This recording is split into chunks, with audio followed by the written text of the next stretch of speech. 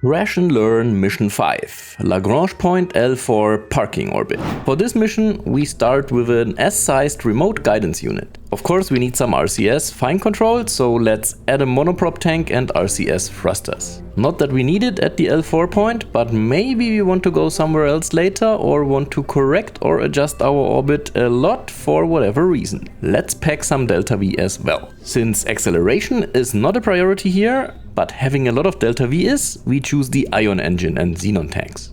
Of course, for the ion engine to work, we need to have constant energy. So let's put a decent battery and 4 solar panels. The rest is pretty straightforward. We add a transfer stage that will bring us from low Kerbin orbit to L4 and do the orbital insertion. The first stage is a single stage to bring us to low Kerbin orbit. We go with our usual setup, a single vector engine. Put on some fins, a fairing and launch clamps, and we are done.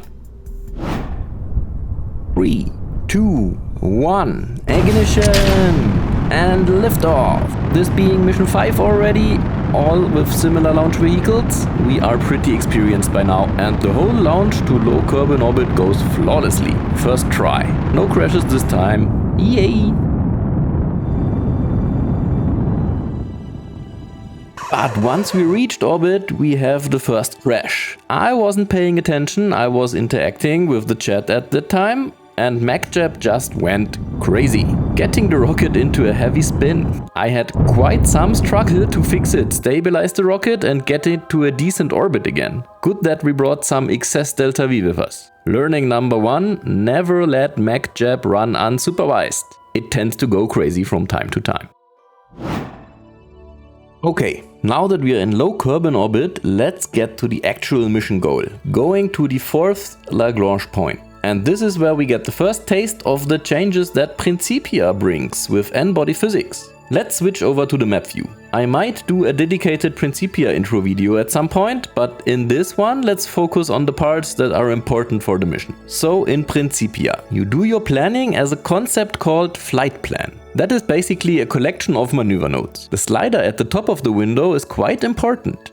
It sets how far into the future your trajectory should be projected. So let's start by creating a simple prograde maneuver. As we can see, our apoapsis rises. When zooming in a bit closer and increasing the time that our trajectory is projected into the future, we can clearly see that other than in stock KSP with patched conics or two-body physics, our orbit is not a perfect ellipse. There are small deviations with each orbit. Now, another big part of Principia are the different reference frames. This is a bit hard to explain in detail, but let's just simplify it like this for now. We can set the reference frame to be Mun-centered and show a gravitational overlay. Those gray lines are the gravitational overlay. If you know topographic maps that show heights, this is pretty similar. We immediately see two interesting spots that look like two sinks. One is 60 degrees in front of the Mun's orbit, that is L4, and the other one is exactly 60 degrees behind Mun's orbit, that would be L5. Those two are the places where the gravity of Kerbin and the gravity of the Mun tugging on your craft exactly balance.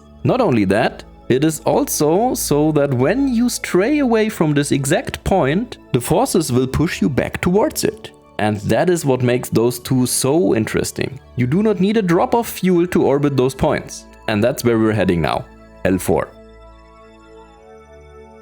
So let's go a bit more prograde to raise our apoapsis to the height of L4. The beauty of Principia is that you can extrapolate your future trajectory quite far and visualize it. Here we can see that in 4 orbits our trajectory would bring us to the Mun and fling us out of the Kerbin system. Back to the mission, we want to go as close to L4 as possible and then circularize there. That looks close enough, let's perform the maneuver.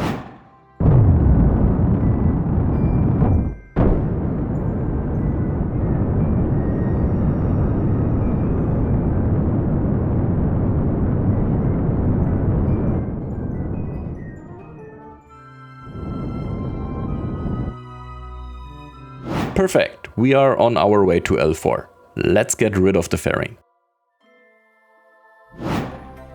While we are on our way to L4, we can already plan our circularization maneuver. You can clearly see that as soon as we burned retrograde enough, our trajectory starts curling around a virtual point, L4.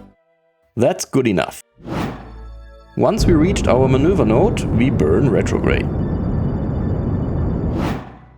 Let's project our trajectory into the future a fair bit and see where we will be going. As we can see, we are going nowhere. We will stay here at L4 for eternity.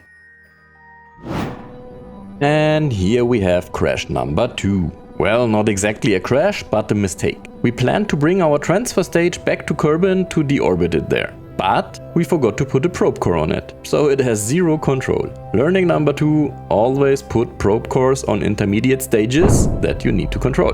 So we now just decouple it and it will also just orbit L4 with us. Now all that's left for us to do is to deploy the sonar panels, and we have achieved mission success. We have parked a satellite at L4.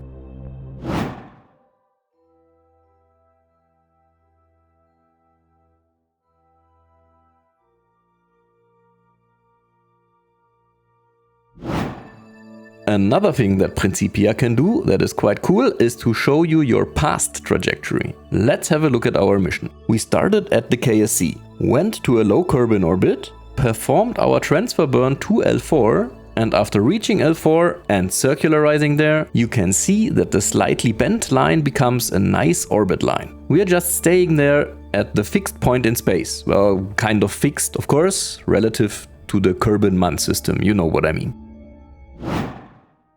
And let's quickly summarize the 2 big takeaways from today. Learning number 1, never let MechJeb run unsupervised. It tends to go crazy from time to time. And learning number 2, always put probe cores on intermediate stages that you need to control later.